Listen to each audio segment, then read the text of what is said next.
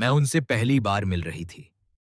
कम से कम दुनिया की नज़रों में तो यही सच था। लेकिन जब उनकी आंखों में देखा, तो ऐसा लगा जैसे मैं उन्हें बरसों से जानती हूं। वो अजनबी नहीं थे, वो एहसास पुराने थे। सब कुछ इतना आसान, इतना सहज था, जैसे दो लोग नहीं, दो आत्माएं बात कर रही हों। हमारी बातचीत में किसी तरह की झिझक नहीं थी, न कोई दिखावा, न कोई औपचारिकता। बस एक सुकून था, एक अजीब सा अपनापन। हम दोनों प्रैक्टिसिंग डॉक्टर थे। शायद इसलिए एक दूसरे की बातें समझना मुश्किल नहीं था। जब वो मरीजों के बारे में बात करते, तो उनकी आवाज में वही चिंता होती जो मैं अपने मरीजों के लिए महसूस करती थी। जब मैं अपने लंबे ड्यूटी आवर्स का जिक्र करती, तो उनकी आंखों में समझ और सम्मान साफ दिखाई देता। ये कनेक्शन शब्दों से नहीं बना था, ये अनुभवों से बना था। कभी-कभी सोचती हूँ, क्या ये सिर्फ एक इत्तेफाक था, या किस्मत का लिखा हुआ कोई अधूरा पन्ना जो आज जाकर पूरा हो रहा था। क्योंकि यहाँ तो लोग सालों साथ रहने के बाद भी अपने लाइफ पार्टनर को नहीं समझ पाते। पूरी जिंदगी निकल जाती है, फिर भी दिल के राज अनकहे रह जाते हैं। लेकिन हमारे बीच तो पहली मुलाकात में ही वो समझदारी, वो गहराई आ गई थी। वो शाम आज भी याद है। हॉस्पिटल की छत पर खड़े होकर हम दोनों शहर की रोशनी देख रहे थे। नीचे एम्बुलेंस की आवाजें आ जा रही थीं, लेकिन हमारे बीच एक अजीब सी खामोशी थी जो बहुत कुछ कह रही थी। उन्होंने अचानक पूछा, क्या तुम्हें भी ऐसा लगता है कि हम पहले मिल चुके हैं? मैं चौंक गई थी। यही सवाल तो मेरे मन में भी था। मैंने हल्की सी मुस्कान के साथ कहा, शायद, या शायद कुछ रिश्ते मिलते ही पुराने लगने लगते हैं। वो हंसे नहीं, बस मेरी तरफ देखते रहे, जैसे मेरी आंखों में कोई जवाब ढूंढ रहे हों। लेकिन जिंदगी इतनी आसान कहाँ होती है। उस सुकून के पीछे एक तूफान छुपा था, जिसे मैं तब नहीं देख पाई। मुझे नहीं पता था कि ये रिश्ता सिर्फ दो दिलों का नहीं होगा, ये पूरे परिवार की परीक्षा बन जाएगा। और उस तूफान की पहली आहट मुझे तब मिली, जब एक मासूम आवाज ने सब कुछ बदल दिया। मम्मा! उस एक शब्द में इतना अधिकार, इतना प्यार था कि मैं पलटकर देखने को मजबूर हो गई। दरवाजे पर खड़ा था विहान, मेरी जिंदगी की सबसे बड़ी जिम्मेदारी। लेकिन उस दिन मुझे अंदाजा नहीं था कि बहुत जल्द मुझे अपने ही बेटे के लिए लड़ना पड़ेगा। क्योंकि कुछ रिश्ते जितनी आसानी से जुड़ते हैं, उतनी ही बेरहमी से तोड़े भी जाते हैं। और मेरी कहानी अब एक ऐसे मोड़ पर पहुंचने वाली थी, जहां प्यार और अधिकार आमने सामने खड़े होने वाले थे। जारी रहेगा, विहान की मम्मा, पुकार ने जैसे उस शाम की सारी शांति तोड़ दी। मैं झट से उसकी तरफ बढ़ी और उसे अपनी बाहों में भर लिया। उसका छोटा सा चेहरा मेरी साड़ी में छुप गया था, जैसे उसे डर हो कि कोई उसे मुझसे दूर कर देगा।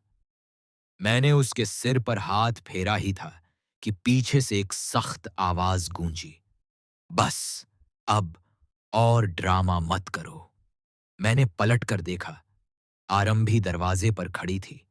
उसकी आंखों में गुस्सा था और आवाज में ऐसा जहर जो सीधे दिल में उतर जाए। वो हमेशा से मुझे पसंद नहीं करती थी, लेकिन आज उसके शब्दों में एक अलग ही तीखापन था। उसने आगे बढ़ते हुए कहा, आज के बाद ना आरंभी मेरे विहान को देखेगी, ना उससे कभी मिलेगी। मैं कुछ पल के लिए सुन्न रह गई। तुम्हारा विहान? मैंने खुद से पूछा। वो मेरा बेटा था, मेरी कोख से जन्मा, मेरी हर सांस में बसा हुआ। कोई कैसे उसे मुझसे अलग कर सकता था? लेकिन आरंभी रुकी नहीं। उसने हाथ से दरवाजे की ओर इशारा करते हुए कहा, निकल जाओ मेरे घर से, जाओ उसी गंदी जगह जहां से तुम आई थी। उसकी ये बात मेरे आत्मसम्मान पर सीधा वार थी।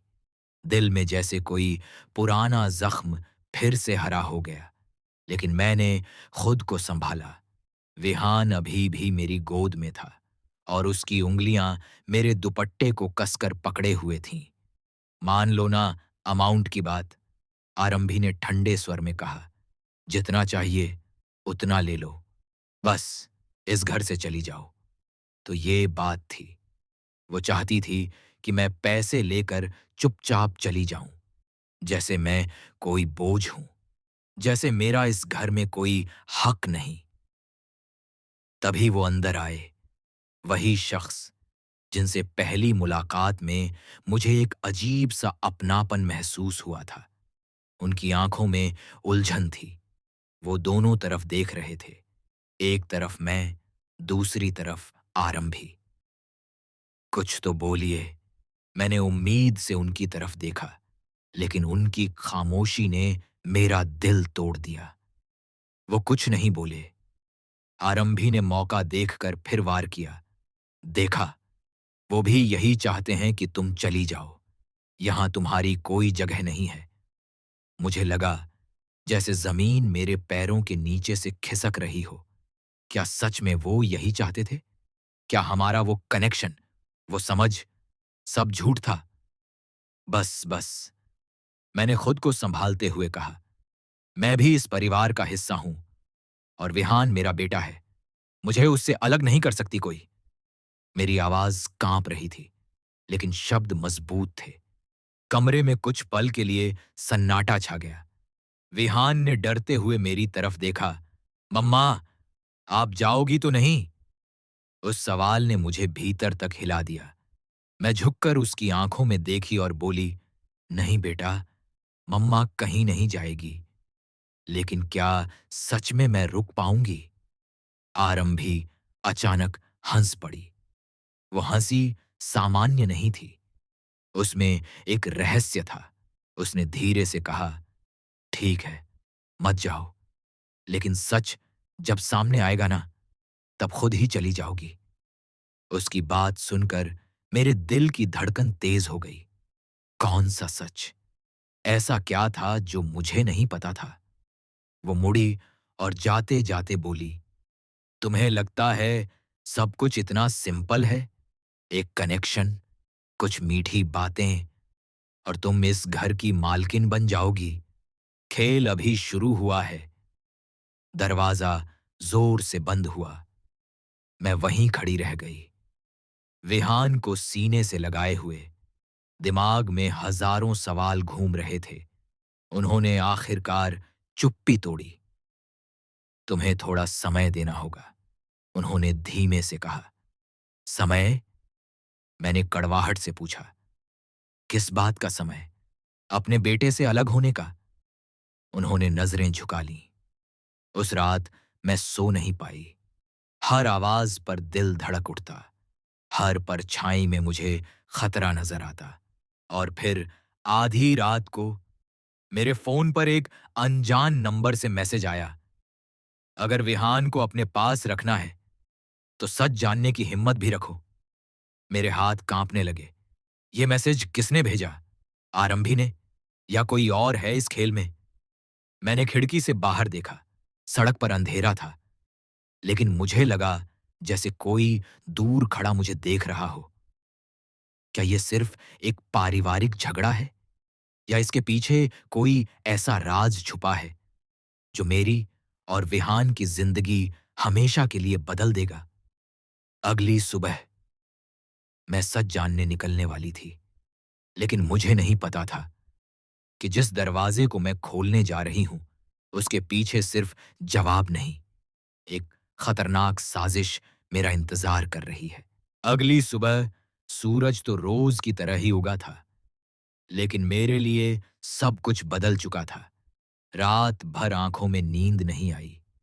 बार बार वही मैसेज दिमाग में गूंज रहा था। अगर विहान को अपने पास रखना है तो सच जानने की हिम्मत भी रखो। मैंने फोन फिर से उठाकर उस नंबर पर कॉल किया। लेकिन हर बार सिर्फ एक ठंडी सी रिकॉर्डेड आवाज सुनाई देती। यह नंबर अस्तित्व में नहीं है। नंबर बंद या जानबूझकर छुपाया गया। मुझे यकीन हो गया था।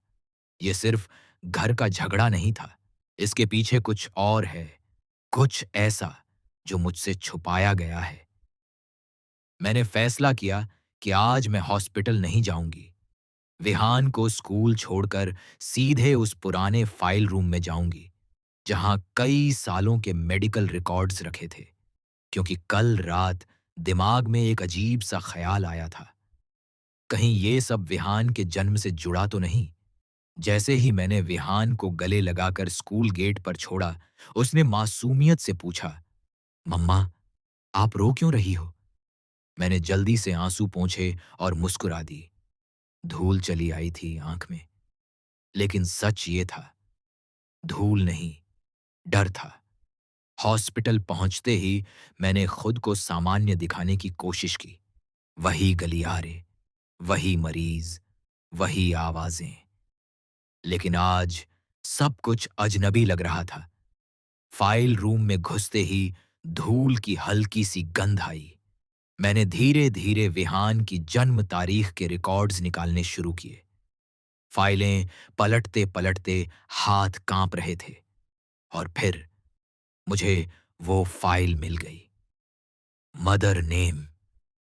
मैंने पढ़ा और मेरी सांस जैसे रुक गई। वहां मेरा नाम था, लेकिन उसके नीचे एक और नाम लिखा था, आरंभी। मैं हैरान रह गई। यह कैसे हो सकता है? विहान को मैंने जन्म दिया था। उस दर्द, उस पीड़ा को मैंने महसूस किया था। फिर उसके रिकॉर्ड में आरंभी का नाम क्यों? मेरे दिमाग में कई तस्वीरें एक साथ घूमने लगीं। वो रात जब मेरी डिलीवरी हुई थी। मुझे बस इतना याद है कि ऑपरेशन थिएटर की तेज रोशनी थी, फिर बेहोशी। और जब होश आया तो मुझे बताया गया कि मेरा बेटा ठीक है। लेकिन उस दिन आरंभी वहीं थी। उसने मेरा हाथ पकड़ा हुआ था। उसने कहा था, सब ठीक है, तुम बस आराम करो। क्या उस वक्त कुछ ऐसा हुआ जो मुझे नहीं पता? मेरा सिर चकराने लगा। तभी पीछे से कदमों की आहट आई। मैंने पलट कर देखा। वो खड़े थे। उनकी आंखों में चिंता थी। तुम यहां क्या कर रही हो? उन्होंने धीमे से पूछा। मैंने फाइल उनकी तरफ बढ़ा दी। ये क्या है?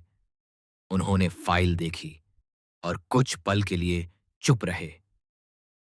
मुझे समझाने दीजिए, उन्होंने कहा। समझाइए। मेरी आवाज ऊंची हो गई। मेरे बेटे के जन्म रिकॉर्ड में आरंभी का नाम क्यों है? उन्होंने गहरी सांस ली। उस वक्त हालत बहुत खराब थी। तुम्हारी जान को खतरा था। कुछ लीगल कागजों में अस्थायी तौर पर उसका नाम डालना पड़ा। अस्थायी? मैंने बीच में टोक दिया। लेकिन ये तो स्थायी रिकॉर्ड है। उनकी खामोशी फिर से लौट आई। तभी मेरे फोन पर फिर वही अनजान नंबर चमका। इस बार एक वीडियो आया था। मैंने कांपते हाथों से वीडियो खोला। वीडियो में ऑपरेशन थिएटर दिख रहा था। तारीख वही थी जिस दिन विहान का जन्म हुआ था। कैमरा शायद सीसीटीवी का था। उसमें साफ दिखाई दे रहा था कि डिलीवरी के बाद बच्चे को मेरी तरफ नहीं, बल्कि आरंभी की तरफ ले जाया गया। और फिर कुछ कागजों पर साइन होते दिखे। मेरा दिल जोर जोर से धड़कने लगा। ये सब क्या है? मैंने उनकी तरफ देखा। उनके चेहरे पर पसीना था। तुम्हें अभी सब जानने की जरूरत नहीं है।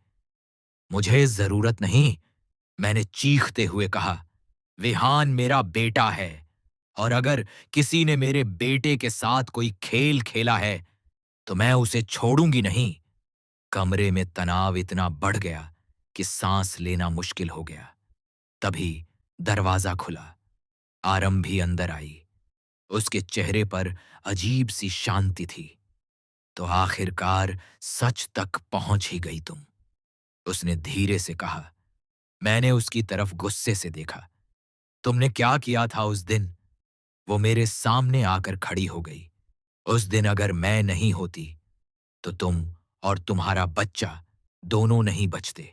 मैंने सब संभाला था, लेकिन बदले में मुझे भी कुछ चाहिए था। क्या? मेरी आवाज कांप गई। उसने सीधा मेरी आंखों में देखते हुए कहा, विहान। मेरे पैरों तले जमीन खिसक गई। वो सिर्फ तुम्हारा नहीं है, उसने ठंडे स्वर में कहा। उसकी कानूनी मांसा मैं हूं। सारे दस्तावेज मेरे नाम पर हैं। अगर मैं चाहूं तो एक साइन में तुम्हें उससे अलग कर सकती हूं। मेरे कानों में शोर गूंजने लगा। तो क्या यह सब पहले से प्लान था? क्या मेरी कमजोरी, मेरी बेहोशी का फायदा उठाकर मेरे बेटे को मुझसे छीनने की साजिश रची गई थी? लेकिन एक सवाल अब भी बाकी था। अगर ये सब सच है, तो फिर वो अनजान नंबर कौन है जो मुझे ये वीडियो भेज रहा है? कौन है जो इस खेल के पर्दे के पीछे बैठा है? और सबसे बड़ा सवाल, क्या विहान सच में सिर्फ मेरा बेटा है, या इस कहानी में एक और राज छुपा है जो अभी सामने आना बाकी है? आरंभी जाते जाते बस इतना कह गई, अगर अपने बेटे को अपने पास रखना है तो साबित करो कि तुम उसकी असली मां हो। कमरे में सन्नाटा छा गया। मैंने फाइल को सीने से लगाया और मन ही मन कसम खाई, चाहे जो भी सच हो, मैं विहान को किसी कीमत पर नहीं खोऊंगी। लेकिन मुझे नहीं पता था कि अगला कदम मुझे ऐसी जगह ले जाएगा जहां से लौटना आसान नहीं होगा, जारी रहेगा। उस दिन के बाद मेरी दुनिया जैसे दो हिस्सों में बंट गई थी। एक तरफ मेरा दिल था जो चीख चीख कर कह रहा था कि विहान मेरा बेटा है, और दूसरी तरफ वो कागज थे जो मुझे उससे दूर करने की साजिश रच रहे थे। आरंभी की आखिरी बात मेरे कानों में हथौड़े की तरह गूंज रही थी। साबित करो कि तुम उसकी असली मां हो। क्या एक मां को अपने ही बच्चे के लिए सबूत देना पड़ता है? क्या 9 महीने की तकलीफ, वो हर धड़कन, वो हर लात जो पेट में महसूस हुई, सबूत नहीं है? लेकिन ये लड़ाई अब भावनाओं की नहीं रही थी, ये कानूनी जंग बन चुकी थी। मैं सीधे एक विश्वसनीय लैब में गई। दिल कांप रहा था, लेकिन दिमाग साफ था। मुझे डीएनए टेस्ट कराना होगा। अगर सच मेरे साथ है, तो मुझे किसी से डरने की जरूरत नहीं। मैंने चुपचाप अपने और विहान के सैंपल देने की प्रक्रिया शुरू की। किसी को भनक तक नहीं लगनी चाहिए थी, लेकिन खेल इतना आसान नहीं था। उसी शाम घर लौटी तो माहौल अजीब था। लिविंग रूम में सन्नाटा था। वो सोफे पर बैठे थे, आंखों में थकान और चेहरे पर तनाव। मैंने जैसे ही अंदर कदम रखा, उन्होंने धीरे से कहा, हमें बात करनी है। मैं समझ गई थी, तूफान फिर से आने वाला है। आरंभी ने लीगल नोटिस भेजा है, उन्होंने फाइल मेरी तरफ बढ़ाते हुए कहा। मेरे हाथ कांप उठे। नोटिस में साफ लिखा था कि विहान की कानूनी अभिभावक आरंभी है, और मुझे उससे दूर रखने का अधिकार उसके पास है। अगर मैंने कोई कदम उठाया तो मामला कोर्ट तक जाएगा। मैंने उनकी तरफ देखा। और आप किसके साथ हैं? वो कुछ पल चुप रहे, फिर बोले, मैं बस ये चाहता हूं कि बात कोर्ट तक न जाए। घर की बात घर में सुलझ जाए। घर? मेरी आवाज भर्रा गई। ये घर कब मेरा रहा? तभी पीछे से तालियों की हल्की आवाज आई। आरंभी सीढ़ियों से उतर रही थी। उसके चेहरे पर वही ठंडी मुस्कान थी। देखा, मैंने कहा था ना, खेल अभी शुरू हुआ है। मैंने खुद को मजबूत किया। तुमने जो भी किया है, सच सामने आएगा। वो हंसी। सच? सच वही होता है जो कागज पर लिखा हो, और कागज मेरे पास हैं। उसकी बात ने मुझे अंदर तक हिला दिया। लेकिन तभी मेरे फोन पर मैसेज आया, रिपोर्ट कल सुबह तैयार होगी। मेरी सांस जैसे थम गई। ये डीएनए रिपोर्ट थी। पूरी रात मैं सो नहीं पाई। बार बार विहान के कमरे में जाकर उसे देखती रही। वो मासूम नींद में था। उसे क्या पता उसकी दुनिया टूटने वाली है। अगली सुबह मैं लैब पहुंची। रिपोर्ट मेरे हाथ में थी। लिफाफा भारी लग रहा था, जैसे उसमें सिर्फ कागज नहीं, मेरी पूरी जिंदगी बंद हो। मैंने कांपते हाथों से उसे खोला। Maternity confirmed. 99.9% मैच। मेरी आंखों से आंसू बह निकले। सच मेरे साथ था। विहान मेरा ही बेटा था।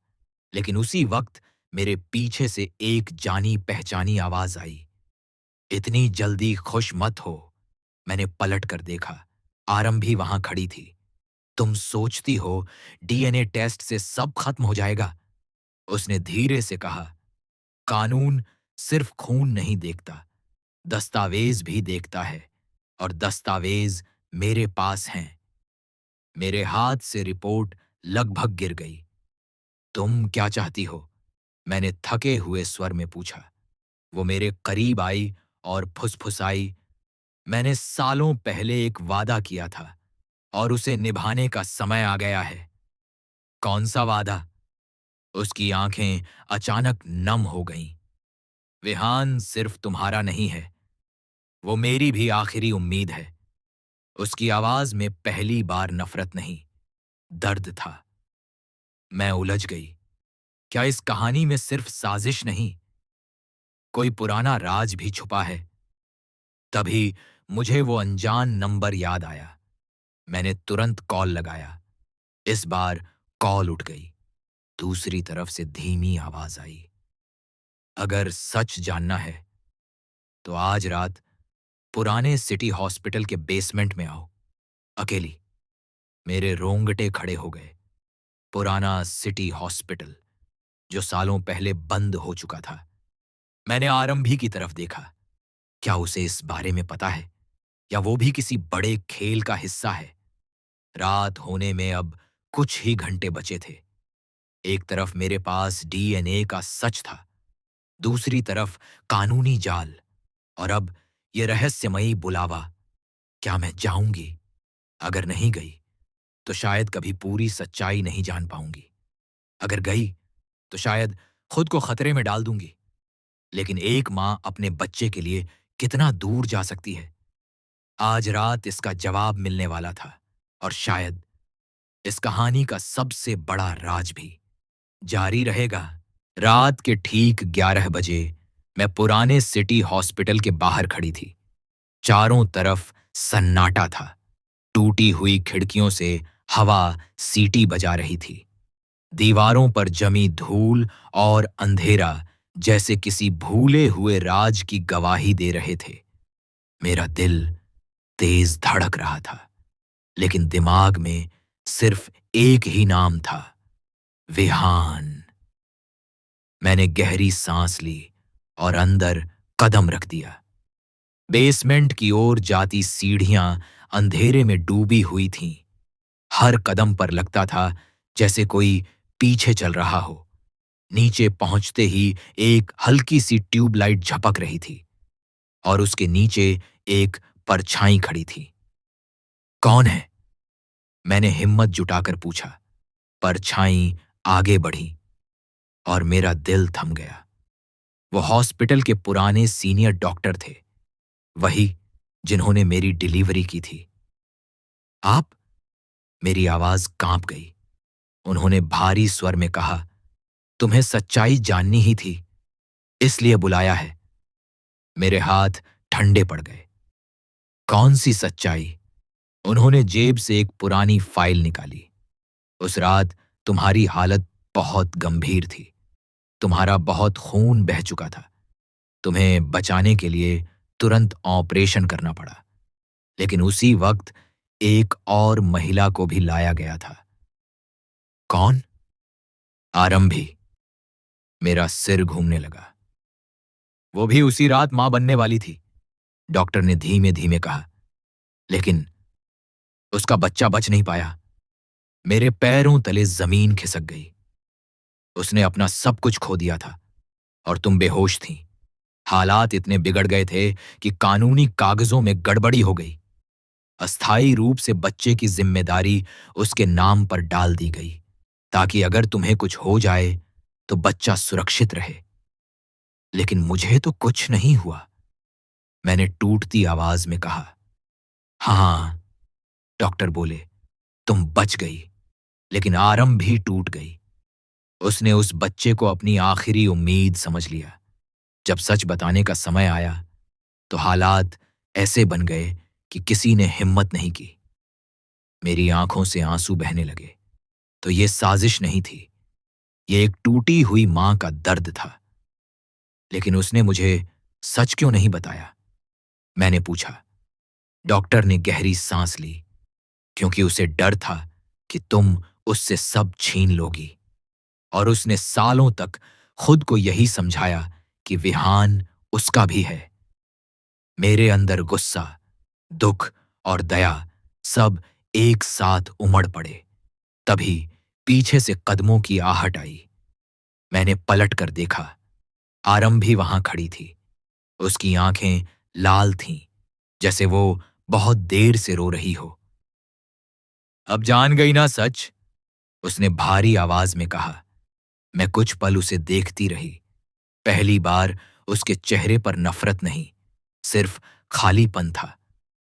तुमने मुझसे झूठ क्यों बोला? मैंने पूछा। क्योंकि मैं फिर से अकेली नहीं होना चाहती थी, वो टूटते हुए बोली। उस रात मैंने अपना बच्चा खो दिया था, और जब मैंने विहान को देखा तो लगा भगवान ने मुझे दूसरा मौका दिया है। उसकी आवाज में ऐसा दर्द था कि मेरा दिल पिघल गया। लेकिन फिर मुझे विहान का मासूम चेहरा याद आया। मैंने धीरे से कहा, दर्द तुम्हारा सच है, लेकिन विहान मेरी सच्चाई है। वो मेरा बेटा है। कमरे में खामोशी छा गई। आरंभी कुछ पल चुप रही, फिर धीरे से बोली, मैं जानती हूं, डीएनए रिपोर्ट देख चुकी हूं। मैं बस उसे खोने से डर रही थी। मेरे कदम खुद ब खुद उसकी ओर बढ़ गए। तुमने जो खोया है वो मैं कभी समझ नहीं सकती, मैंने शांत स्वर में कहा। लेकिन एक बच्चे को उसकी मां से अलग करना, यह दर्द और बढ़ा देता। उसकी आंखों से आंसू बह निकले। तो अब? उसने धीमे से पूछा। मैंने साफ आवाज में कहा, अब सच सामने आएगा, कागज ठीक होंगे, और विहान सच्चाई के साथ बड़ा होगा, झूठ के साथ नहीं। कुछ देर बाद हम तीनों, मैं, आरंभी और डॉक्टर, चुपचाप बाहर आए। अगले कुछ हफ्तों में कानूनी प्रक्रिया शुरू हुई। दस्तावेज सुधारे गए, कोर्ट में सच रखा गया, डीएनए रिपोर्ट ने सब साफ कर दिया, और आखिरकार वो दिन आ गया जब जज ने कहा, विहान की जैविक और कानूनी मां आप हैं। मेरे आंसू रुक नहीं रहे थे। बाहर आते ही विहान दौड़कर मेरी गोद में आ गया। मम्मा, आप कहीं नहीं जाओगी ना? मैंने उसे कसकर गले लगा लिया। कभी नहीं। पीछे खड़ी आरंभी हमें देख रही थी। उसकी आंखों में अब जलन नहीं, शांति थी। वो धीरे से आगे आई और बोली, अगर कभी उसे मेरी जरूरत हो तो मैं हमेशा रहूंगी। मैंने उसकी तरफ देखा और सिर हिला दिया, क्योंकि शायद कुछ रिश्ते खून से नहीं, दर्द से बनते हैं। और उस रात मुझे समझ आया, मां बनने के लिए सिर्फ जन्म देना जरूरी नहीं, लेकिन सच और प्यार के बिना कोई रिश्ता नहीं टिकता। मेरी लड़ाई खत्म हो चुकी थी, मैं जीत गई थी। लेकिन ये जीत किसी की हार पर नहीं, सच्चाई पर मिली थी। और अब हमारी जिंदगी में डर नहीं, भरोसा था। क्योंकि एक माँ की हिम्मत से बड़ा कोई सबूत नहीं होता।